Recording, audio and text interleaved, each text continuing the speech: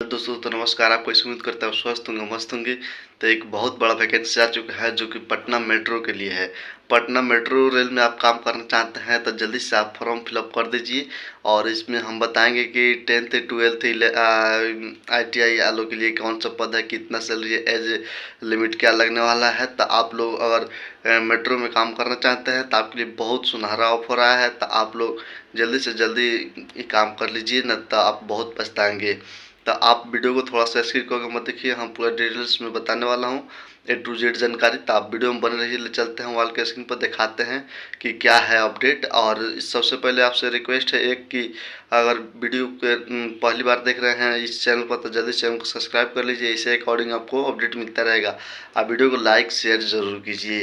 तो आइए ले चलते हैं वॉल के स्क्रीन पर, दिखाते हैं क्या है अपडेट। किन किन पदों पे जो है बहाली निकलने वाली है उसके बारे में बात करेंगे। अगर आप 10th पास आउट हैं तो आप क्या कर सकते हैं, किस पद पे अप्लाई कर सकते हैं, 12th है तो क्या कर सकते हैं, ITI है तो क्या कर सकते हैं, अगर आप डिप्लोमा हैं तो आप कौन से पोस्ट पे अप्लाई करेंगे, और तमाम जो आपके पास अन्य डिग्रियां हैं उसके ऊपर आप जो है कौन से फॉर्म को अप्लाई कर सकते हैं, इसके बारे में भी हम बात करेंगे।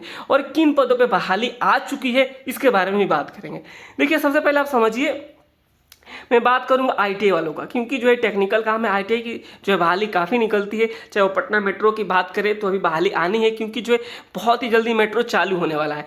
बाकी अगर अन्य मेट्रो की बात करें, जैसे दिल्ली मेट्रो के हम एक एग्जाम्पल के तौर पर लेते हैं, तो काफ़ी पदों पर बहाली पहले ही आ चुकी है ITI वालों के लिए। इसमें किस तरीके से बहाली निकलती है इस चीज़ को थोड़ा सा आप समझिएगा, एक एक करके आपको जो सारी जानकारी देंगे। सबसे पहले हम ITI के बारे में थोड़ा बात कर लेते हैं। देखिए, अगर आपने ITI किया है, चाहे आपने इलेक्ट्रीशियन से किया है, या फिर आपने जो है फीटर से किया है, या फिर आपने जो है इलेक्ट्रॉनिक्स से किया है, या फिर तमाम जो है कोई अन्य जो है डिग्री है आपके पास, कोई अन्य स्ट्रीम से अगर आपने ITI किया है तो भी आप फॉर्म को अप्लाई कर पाते हैं।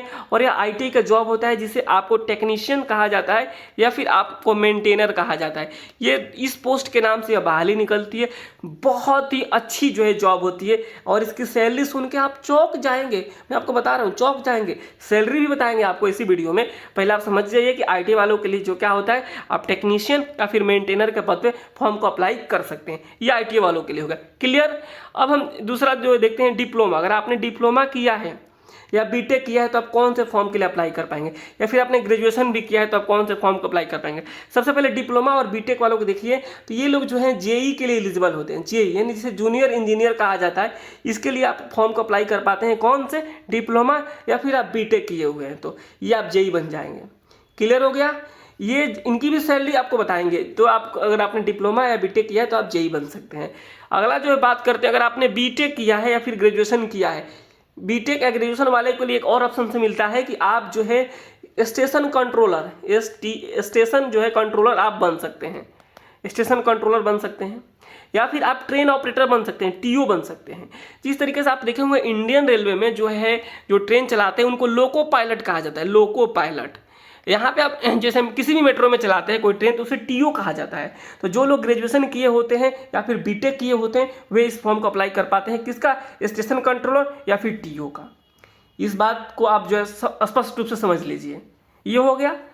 एक आता है जो अगर आपने MBA किया, फिर आपके पास और हायर डिग्री है तो, या फिर आपने बीटेक MTech कर रखा है तो आप AM के लिए भी एलिजिबल होते हैं, असिस्टेंट मैनेजर जिसे कहा जाता है। ये भी काफ़ी अच्छी जो है पोस्ट होती है, और जो इसकी सैलरी क्या होती है इसके बारे में बात करेंगे। ये क्लियर हो गया होगा। ITI, diploma, BTech, graduation, MBA या फिर अन्य कोई डिग्री है, उस हिसाब से उनके जो है पोस्ट आती रहती है। अगर जैसे कोई कॉमर्स से किया है तो उसके लिए भी पोस्ट आती है, जो साइंस से किया है उसके लिए भी, तमाम जो है स्ट्रीम के लिए जो बहाली निकलती है। ये क्लियर हो गया होगा। एक CRA पोस्ट भी होता है। अगर आपने ग्रेजुएशन कर रखा है, मान लीजिए अगर आपने आर्ट्स से कर रखा है, कॉमर्स से कर रखा है, साइंस नहीं करते तो आप CRA के लिए भी एलिजिबल होते हैं। CRA एक पोस्ट होता है जो टिकट काटने का काम होता है। समझिए, सबको प्रमोशन करके आगे भी बढ़ाया जाता है। ये तो हम आने वाले जो वीडियोज होगी उसमें बात करेंगे कैसे प्रमोशन होता है। पहले आप ओवरऑल समझ लीजिए कैसे बहाली निकलती है, किसके लिए निकलती है। एक जो आता है 10th और जो है 12th वालों के लिए, इनके लिए क्या बहाली है। देखिए, मैं आपको बता दूं, जो है पटना मेट्रो हो गई या फिर दिल्ली मेट्रो हो गई, फिर कोई अन्य भी मेट्रो हो गई, सीधी भर्ती नहीं लेती है 10th और 12th वालों को, जैसे ITI, डिप्लोमा, ग्रेजुएशन, बीटेक वालों को लेता है। इसके इनका भर्ती कैसे निकलता है, इनका भर्ती जो निकलता है कंपनी के टेंडर के थ्रू। यानी जो है मान लीजिए अगर आप 10th किए हैं या फिर आपने 8वीं पास है, आप चाहते हैं कि हमें जो है मेट्रो में ही नौकरी करना है, तो आपको ऐसा हो सकता है कि जैसे पटना मेट्रो, मान लीजिए हाउस कीपिंग एग्जाम्पल ले लीजिए, हाउस कीपिंग स्टाफ जो रख रखाव के लिए जिनकी जो है नियुक्ति की जाती है जो है, तो ये क्या करता है, पटना मेट्रो क्या करेगा, किसी कंपनी को टेंडर दे देगा और वह कंपनी क्या करेगी, आपको नियुक्ति देगी, यानी आपको जो ज्वाइन कराएगी 10th और 12th वालों के लिए। ये हो गया। इस तरीके से जो बहाली निकलती है इनकी, और बाकी इनका तो एग्ज़ाम्स भी होता है। तो आने वाले वीडियोस में हम बात भी करेंगे कि कैसे एग्जाम्स होता है, कैसे आपको तैयारी करनी होती है। हालांकि आप अब ओवरऑल इस वीडियो में समझिए, आप समझ गए होंगे किसके लिए क्या है और कैसे जो है फॉर्म को अप्लाई करना है। आगे बढ़िए, हम सैलरी के ऊपर थोड़ा सा आपको बता देते हैं कि आप सैलरी आखिर मिलती कितनी है। तो इस चीज़ को आप देखेंगे तो आपको बता दें, जो है फॉर्म जो होता है ऑनलाइन होता है, यानी जो भी फॉर्म निकलेगा ऑनलाइन होता है और उसकी प्रक्रियाएं बहुत ही जल्दी होती है। आपको 3-4 महीने में ज्वाइनिंग करा दिया जाता है। सैलरी जो होता है डिपेंड ऑन पोस्ट, यानी आप किस पोस्ट के लिए फॉर्म अप्लाई कर रहे हैं उस हिसाब से आपको सैलरी मिलती है। देखिए, अब सबसे पहले हम बात करते हैं आईटी वालों के लिए, यानी आईटी कौन बनेगा, जो आईटी किया है उस टेक्नीशियन बनेगा।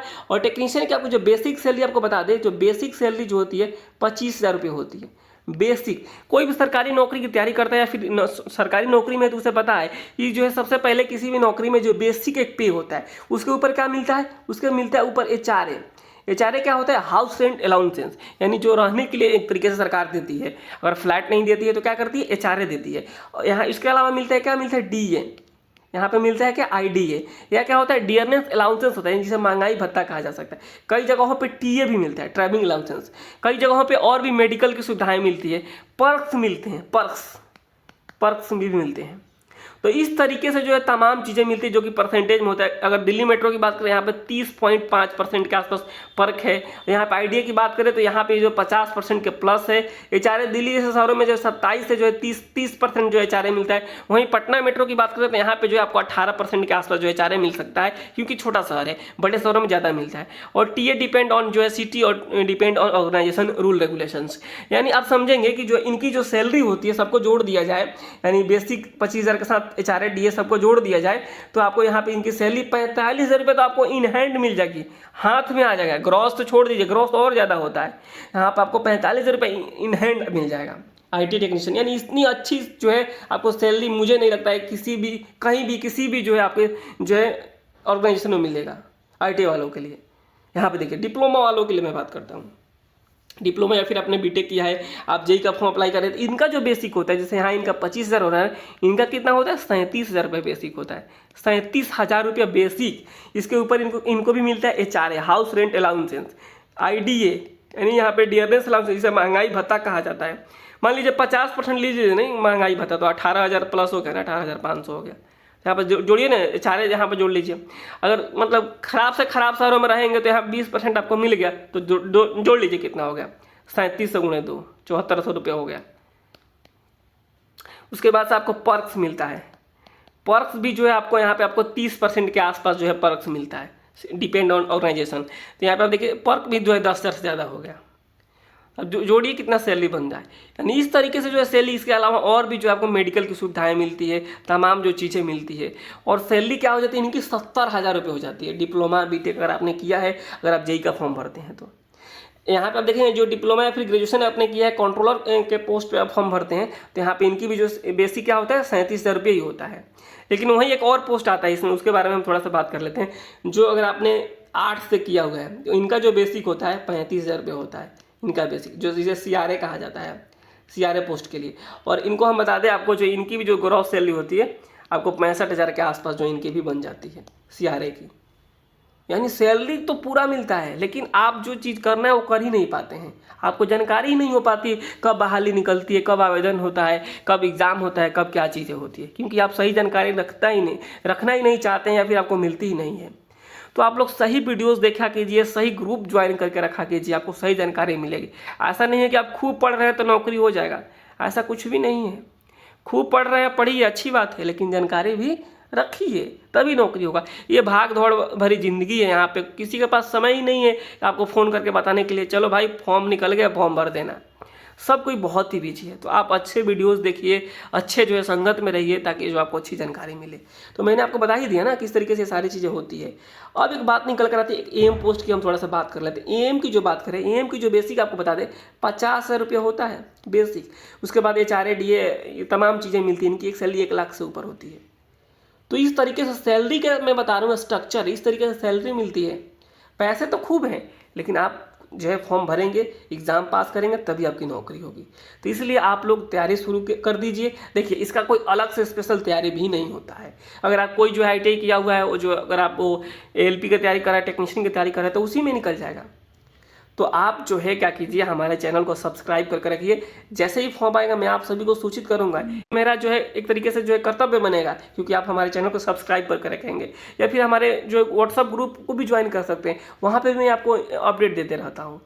तो ये काम जो है आप जरूर कर लीजिएगा, चैनल को सब्सक्राइब कर लीजिएगा, ताकि आपको जानकारी मिलेगी। मैं आपको बता दूँ, इतना बेहतर तरीके से कोई समझा ही नहीं सकता आपको, मैं सच बता रहा हूँ। ये इस तरीके से बहाली निकलती है, पूरा परफॉर्मा यही होता है। आप कहीं भी मिला लीजिए, कहीं भी चले जाइए, किसी से भी पूछ लीजिए, 100% मैं सही बता रहा हूँ।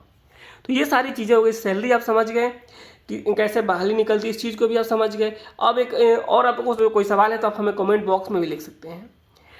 एक और जो चीज़ निकल कर आ रही होगी, जो है कि पटना मेट्रो प्राइवेट है कि सरकारी है। यहाँ पे देखिए कुछ पदों पे बहाली निकली है, जो कि डेपुटेशन पे निकली हुई है। हालांकि अभी क्या है, वर्किंग में नहीं है। तो यहाँ बड़े बड़े पोस्टों पे बहाली निकल रही है। वर्किंग में क्या है, मेट्रो अभी नहीं है, ये बहुत ही जल्दी वर्किंग में आएगी। तो मैं तमाम जो पोस्ट की बात किया था, ITI, डिप्लोमा, BTech, इन लोगों की भी बहाली निकलेगी। तो ये हो गया। अब थोड़ा सा आपको लेकर चलते हैं, यहाँ पे आप कैसे चेक कर सकते हैं। यहाँ पे देखिए ऑफिशियल वेबसाइट क्या है इसका, PMRConline.in, आप खुद से भी चेक कर सकते हैं। तो आपको थोड़ा सा ऑफिशियल वेबसाइट भी आपको दिखा देते हैं, और पटना मेट्रो प्राइवेट है कि सरकारी, इस चीज़ को भी बता देते हैं। आप सारी चीज़ें खुद से डिसाइड कर लेंगे। यहाँ पर आप देखिए पटना मेट्रो, यहाँ पे आप सर्च कीजिए, आप गूगल पे जाइए और यहाँ पे सर्च कीजिए पटना मेट्रो। और पटना मेट्रो आप जैसे ही सर्च करेंगे, आपके सामने इस तरीके से पेज आ जाए। कोई भी आपको .com लगाने की जरूरत नहीं है, सीधे आपको पटना जो मेट्रो सर्च करना है और नीचे आना है। यहाँ पे देखिए, यहाँ पे आप जैसे ही आएंगे, यहाँ पे आकर के आपको क्या करना है, इस पर क्लिक करना है। ये देखिए Patna metro rail corporation limited India, यहाँ पे देखिए, यहाँ पे मैं क्लिक करता हूँ। जैसे ही क्लिक करूँगा, आपके सामने जो इस तरीके का पेज ओपन हो जाएगा। और यहाँ से क्या करेंगे, यहाँ पर देखिए 3 चीज़ें दिखेगी। वैकेंसी पे आपको क्लिक करना है। यहीं से क्या पता चलता है, वैकेंसी। यहाँ देखिए, ये जो मैं अभी जिस पोस्ट के लिए बताया था आपको, जो डेपुटेशन या कॉन्ट्रैक्ट पर बहाली निकली हुई है, जनरल मैनेजर की, GM rolling stock, GM safety, तमाम जो चीज़ें हैं यहाँ पे आप देख सकते हैं। इन पदों पे जो है बहाली निकली हुई है, ये सारी चीज़ें हैं। तो इस तरीके से आप खुद, अगर आपकी जो बहाली निकलेगी, इस तरीके से यहाँ पे वो दिखेगी, सबसे ऊपर में रहेगी जब बहाली निकलेगी तो यहाँ पे। ठीक है, ये हो गया। यानी इस तरीके से आप जो है फॉर्म ऑनलाइन चेक कर सकते हैं। अब थोड़ा सा आपको बता दें ये प्राइवेट है कि सरकारी, क्योंकि काफ़ी कन्फ्यूजन से लोगों में बना हुआ रहता है। ये देखिए, एक चीज़ जो इंडिया में 3-4 तरीके के जॉब होते हैं। एक होता है स्टेट लेवल का जॉब, जैसे BPSC जो ज्वाइन कराती है, स्टेट लेवल का जॉब होता है। एक होता है सेंट्रल लेवल का जॉब, ठीक है। एक होता है प्राइवेट जॉब।